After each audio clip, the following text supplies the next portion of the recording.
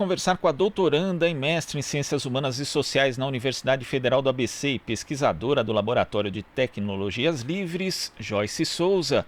Bom dia, Joyce.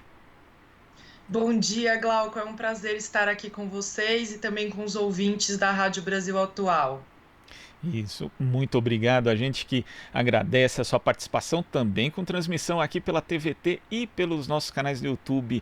Joyce, o presidente Jair Bolsonaro, segundo um dos seus assessores, quer seguir o modelo adotado agora por Donald Trump para as redes sociais. Trump fez uma alteração na chamada Lei de Decência nas Comunicações, oferecendo às empresas imunidade sobre o conteúdo veiculado por seus usuários e protegendo essas empresas de ações judiciais, que na prática dando o maior poder de moderação para esses grandes conglomerados. Como é que você vê esses dois pontos? Primeiro, a medida de Donald Trump e também a intenção de Bolsonaro de imitá-la. O que tem acontecido um pouco no Brasil é diferente do que acontece nos Estados Unidos em relação a isso, né? O Trump teve os seus tweets bloqueados pelo Twitter, né? Por desinformação, por ter postado algumas desinformações, e o Twitter alertou seus usuários. Diferente do que tem acontecido aqui no Brasil. Aqui no Brasil nós temos o Marco Civil da Internet, que não permite que as plataformas na verdade, elas fazem isso, mas elas têm que fazer através de um processo judicial. Elas não podem simplesmente excluir um conteúdo, porque isso poderia caracterizar uma censura privada aos usuários que utilizam essas plataformas.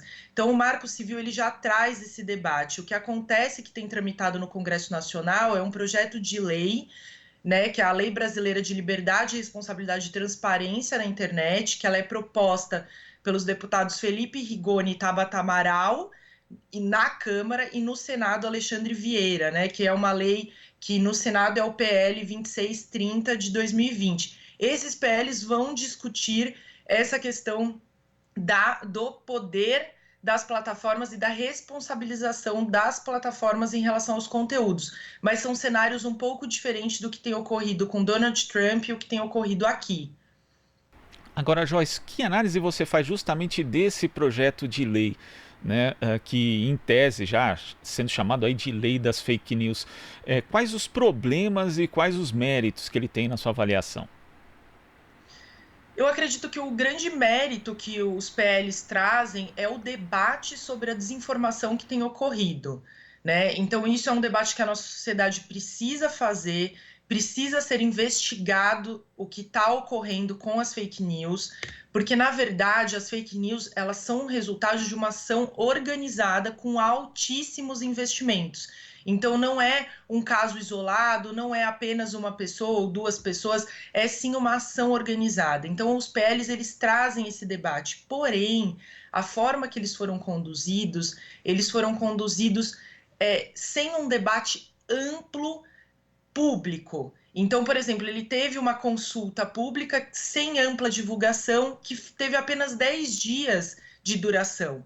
Então, com isso, pesquisadores, a comunidade científica, a comunidade empresarial, o multissetorialismo que compõe, né, a internet, a construção da internet no Brasil, não pôde participar ativamente, inclusive porque estamos vivendo a pandemia de Covid-19 e o acesso à Câmara e ao Senado também está limitado. Poderia ter ocorrido um debate online muito mais amplo, muito mais longo, em que diversos setores pudessem ser ouvidos e pudessem colocar as suas questões. Porque o projeto ele traz boas práticas, por exemplo, ele tem o artigo 10, que ele fala sobre boas práticas, ele tem a seção 2, sobre a transparência, o dever de transparência dos provedores de aplicação, que são práticas boas, que trazem perspectivas de análise importantes e interessantes para o que a gente tem vivido de fake news. Ao mesmo tempo, ele coloca um poder na mão dessas corporações, na mão dessas plataformas, e uma imposição de que elas vão regular o conteúdo que estão ali, que é amplamente discutido no âmbito de liberdade de expressão. Porque como vai ser feito isso? O PL nenhum dos PLs esclarece como isso vai ser feito. Eles dizem assim: pode ser consultado agências independentes de checagem dos fatos. Mas quem vão ser essas agências? Como elas vão atuar? Hoje, as plataformas, para elas fazerem uma análise de todo o conteúdo, inclusive de suas boas práticas, porque elas têm políticas para você utilizar elas usam de formas automatizadas. E isso implica, muitas vezes, você ter um conteúdo retirado e você não conseguir rever isso. E isso pode estar errado, isso pode ter sido criado por padrões. Então, coloque em risco essa liberdade de expressão que a gente tem hoje. Eu, por exemplo, participo de um podcast que chama Tecnopolítica, junto com o professor Sérgio Amadeu, e nós tivemos um conteúdo retirado, nós não pudemos impulsionar esse conteúdo pelo YouTube, alegado conteúdo perigoso, que é uma política do YouTube. Nós reviramos a política inteira, entramos em contato com o YouTube, isso levou semanas até que o YouTube dissesse realmente foi um erro do nosso algoritmo, e a partir de uma revisão humana, nós verificamos que não tem conteúdo perigoso nenhum, nós estávamos falando de gênero e de liberdade na internet. Então, isso é algo que esses PLs não debatem e não trazem para um debate amplo da sociedade. Então, no caso, o texto desse projeto, né, justamente pegando esse exemplo do YouTube, mas a gente já viu coisas acontecerem assim também no Facebook, no Twitter, pessoas terem contas suspensas, às vezes por campanhas massivas, né, de gente que discorda ideologicamente da pessoa e acaba conseguindo derrubar, mas então na prática o PL pode acabar dando mais poder a essas grandes corporações, o Google, o Facebook, que detém o WhatsApp inclusive, e o Twitter, em detrimento da liberdade de expressão das pessoas. Esse é um risco sério. Sim, é um risco sério porque, na verdade, ele impõe que essas plataformas, assim que detectarem que algum conteúdo é falso ou traz uma falsa informação, retire do ar a partir de uma checagem. Então, você impõe que elas façam isso. E muitas vezes, para não sofrerem sanções jurídicas, as plataformas farão isso numa rapidez enorme, para não terem nenhum risco e sem verificação manual, sem verificação do humano, isso vai ser automatizado. Nós não temos controle de como isso funciona, né? As plataformas, a gente costuma dizer que são caixas pretas, a gente não sabe como os algoritmos trabalham. A gente, por exemplo, hoje a gente costuma dizer muito que as plataformas permitem a visualização de conteúdos a 10% das pessoas que te seguem nas redes. Os outros 90% para você atingir, você tem que fazer conteúdos pagos, você tem que impulsionar, você tem que monetizar, porque elas são hoje um modelo de negócios baseados em impulsionamento, baseado nesse pagamento que a gente faz, nessa monetização. Então, isso já traz um poder para essas plataformas em relação a como a gente tem a perspectiva de que todos estão vendo nossos conteúdos, estão interagindo com nossos conteúdos, e isso não ocorre, né, na prática, e agora elas poderão retirar esses conteúdos a partir de algumas determinações. Então, os PLs precisariam ter mais claro como será feito essa checagem, quem são essas agências checadoras, qual poder estamos dando para essas agências checadoras de informações, né? Como esse processo vai ser feito? As plataformas criaram isso agora para a Covid-19. Isso é o caso do Trump, que a gente começou a falar, né? A plataforma do Twitter, a partir dessa perspectiva da Covid, ela ampliou como que os algoritmos dela detecta uma desinformação e alerta os seus usuários, né? O Instagram tem trabalhado com isso, o YouTube, eles criaram isso na Covid, então eles têm como fazer isso, eles têm estrutura de checagem. O problema é o poder que estamos dando para essas empresas que já têm um conglomerado imenso e detentora de um poder imenso da comunicação e das interações sociais pela internet das populações. E no caso justamente de se combater, né, as fake news, que tipo de medida você acha que poderia ser tomada, ou que poderia inclusive estar incluída nesse projeto de lei, para fazer justamente para coibir a circulação das fake news? Quando nós pensamos um pouco nessa questão da fake news, eu volto ao debate que eu coloquei logo no início em relação a ações organizadas. Precisamos entender como essas ações organizadas operam nas redes. Então, nós temos a questão de criar formas automatizadas. Essas formas automatizadas disparam em questão de segundos. Nós tivemos a CPI das fake news com inúmeros depoimentos que precisam ser investigados, inclusive foram ditos em depoimentos valores gastos. Então, nós verificamos que não são estruturas pequenas, são estruturas bem amplas e grandes que estão atuando por trás disso.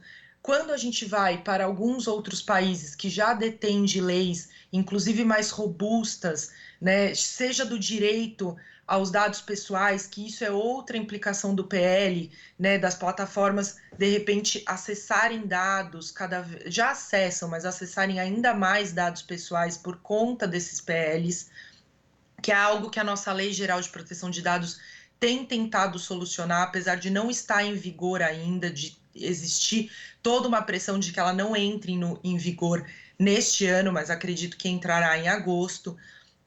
Quando a gente olha esses outros países, principalmente a comunidade europeia, é desenhado um código de conduta, né? Então, esse código de conduta, ele engloba essas agências, ele engloba essas plataformas, e junto com isso é feito investigações paralelas mostrando como funcionam essas fake news. Porque isso, por exemplo, a gente tem agora um inquérito conduzido pelo Alexandre de Moraes, que tem como trazer celeridade, agilidade a toda essa investigação e também clareza para a sociedade de como isso funciona.